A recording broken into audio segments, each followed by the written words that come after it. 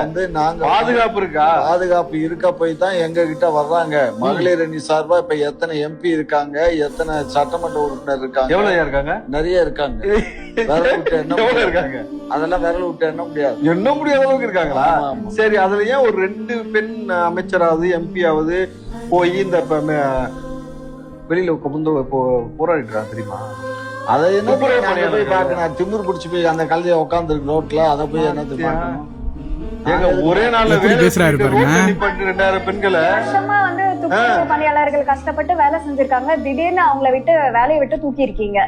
அவங்க போய் சும்மா வேலை இல்லாம உட்கார்ந்துட்டு இருக்காங்க. வேலை இல்லாம உட்காந்துருக்கோம். யாரு வேலை இல்லாம தான் உட்காந்துருக்காங்க. அதத்தான் வேலையை புடுங்கினது யாரு ஐயா? அது யாரு புடுங்குது? யாரு புடுங்க? அன்னைக்கு 10,000 ரோடு பணியாளர்கள் எல்லாம் வந்து கிராம பணியாளர்கள் எல்லாம் எம்ஜிஆர் நீட்டினாரு, ஜெயலலிதா நீட்டினாரு. அன்னைக்கெல்லாம் நீங்க என்ன வாயில சூண்டிட்டு இருந்தீங்களா? இங்க இருங்க, அது நீங்க செஞ்சுட்டு இருப்பீங்க. நான் கேட்கறது என்ன, இப்ப ஏன் வந்து அவங்க வேலையை போடுங்க? வேலை தேவையில்லை எங்களுக்கு. அது டெம்பரவரி போஸ்ட், எதுவும் பர்மனன்ட் இல்ல, எல்லாம் டெம்பரவரி. பர்மனன்ட் நான் தான் பர்மனன்ட் ஆக்குறேன்னு சொன்னது ஸ்டாலின் தானே. பர்மனன்ட் ஆக்கணும்னு சொல்லுவோம், அதெல்லாம் செய்யணும்ல, தெரிஞ்சுக்கணும். இப்ப அந்த மக்களுடைய வாழ்வாதாரம் என்ன ஆகுறது? நாசமா போகும். சிமுர்த்தனம். அரிசி 20 கிலோ அரிசி போடுறோம், 10 கிலோ கோதுமை தர்றோம், பாமாயில் கொடுக்குறோம், பருப்பு கொடுக்குறோம், இவ்வளவு இலவசமா கொடுக்குறோம். அப்புறம் என்ன உங்களுக்கு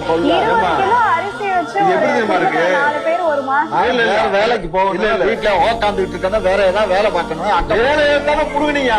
அந்த வேலை இல்லைன்னா வேற வேலை இல்லையா?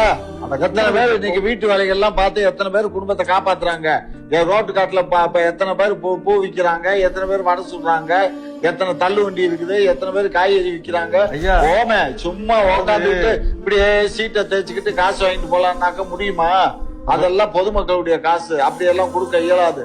வாயை பொத்திட்டு இருக்கு. அந்த காசு 200 கோடி தூக்கி கொடுத்து கார்னேஸ் ஓட்ட விடலாமா?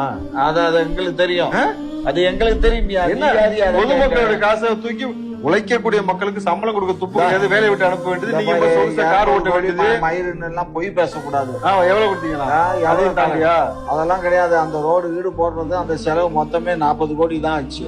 சும்மா ஏதோ கதை விட்டு தரீங்க. 40 கோடி நம்ம 40 கோடின்னா அதனால உங்க டேடி வீட்டு காசா? அரசாங்கத்துக்கு எவ்வளவு? உங்க டேடி வீட்டு காசா?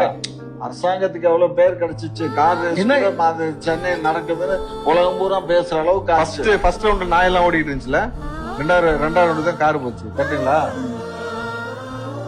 எப்படி பேசுறாரு பாருங்க, எவ்வளவு ஒரு மோசமான ஒரு இது பாருங்க. இதெல்லாம் கண்டிப்பா ஷேர் பண்ணி விடுங்க மக்களே. கண்டிப்பா வந்துட்டு நிறைய பேருக்கு தெரியணும் இவர் எப்படி பேசுறாரு பாருங்க. ரொம்ப தவறு அவர் பேசுனது, சரியில்லை மக்கள்.